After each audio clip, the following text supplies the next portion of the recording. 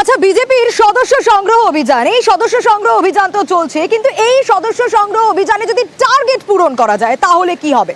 তাহলে নাকি পুরস্কার দেওয়া হবে। হ্যাঁ, আর্থিক পুরস্কার ঘোষণা করেছেন বাঁকুড়ার বিজেপি বিধায়ক। আর এখানেই শুরু হয়েছে নানা আলোচনা। এটা কি সত্যি করা যায়? টার্গেট পূরণের জন্য পুরস্কার। সোশ্যাল মিডিয়াতে এরকমই পোস্ট দেওয়া হয়েছে। হ্যাঁ, সোশ্যাল মিডিয়ায় আর্থিক পুরস্কার ঘোষণা করা হয়েছে। উপহার হিসেবে কি দেওয়া হবে, কেন এই রকম আর্থিক ঘোষণা, আরো বিস্তারিত জানাতে পারবে প্রিয়ব্রত আমার সঙ্গে রয়েছে। প্রিয়ব্রত, বাঁকুড়ার বিজেপি বিধায়ক এই কাজ করলেন কেন? মানে এটা কি করা যায়? উপহার হিসেবে মোদি জ্যাকেট, আর্থিক পুরস্কার ঘোষণা।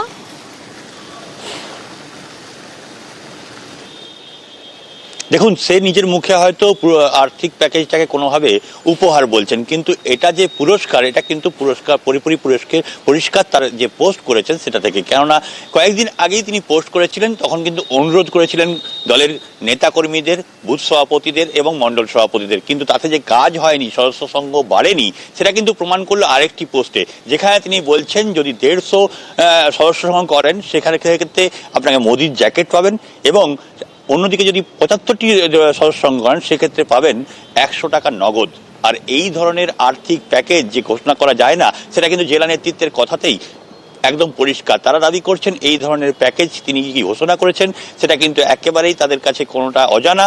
কিন্তু এই যে প্যাকেজ তিনি দিয়েছেন, যার বিরুদ্ধে অভিযোগ সেই বিজেপি বিধায়ক নীলাদ্রি শেখর দানা, তিনি কিন্তু মেনে নিচ্ছেন যে হ্যাঁ, এই ধরনের প্যাকেজের ঘোষণা তিনি করেছেন, কিন্তু নগদ টাকা কিভাবে দেওয়া যায় এটা নিয়ে প্রশ্ন উঠছে। সেখানে বিজেপি নেতৃত্ব অস্বস্তিতে পড়ে গিয়ে তার দাবি যে সঙ্গে থাকো, আমরা শোনাবো নীলাদ্রি শেখর দানা, বিজেপি বিধায়ক। তিনি বলছেন যে হ্যাঁ, তিনি এরকম আর্থিক ঘোষণা করেননি, কিন্তু কি বলছেন তিনি পুরস্কারের কথা দেখুন।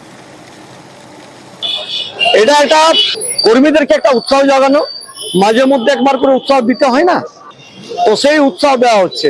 মোদিজির নামকরণে মোদিজির ডেকে দেওয়া হবে 150 করলে একদম, আর 75 করলে তাদেরকে ওই 100 টাকা মূল্যের একটা পুরস্কার দেওয়া হচ্ছে আর কি। কিন্তু এটা তো একটা লোভ কোনো লোভ নয়, আপনারা মনে করছেন লোভ।